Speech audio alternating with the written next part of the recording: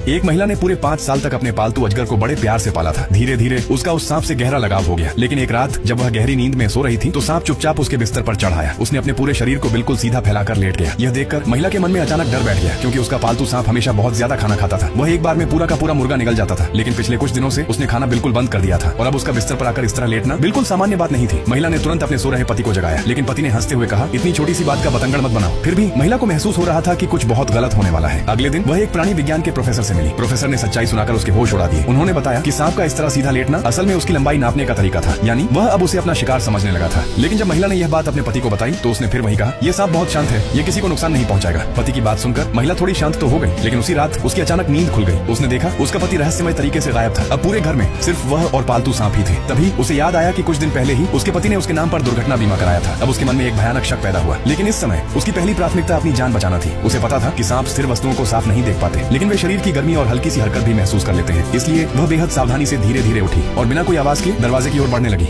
लेकिन तभी दरवाजा खुलने की हल्की सी आवाज सुनकर सांप सतर्क हो गया। जब महिला ने पीछे मुड़कर देखा तो सांप हमला करने की मुद्रा में खड़ा था। डर के बावजूद उसने न चीख मारी और न ही घबराई। उसी शांत दिमाग की वजह से वह किसी तरह सांप के पहले हमले से बच गई। इसके बाद वह पूरी ताकत से नीचे की ओर भागी, लेकिन जैसे ही वह मुख्य दरवाजे तक पहुंची उसके पैरों तले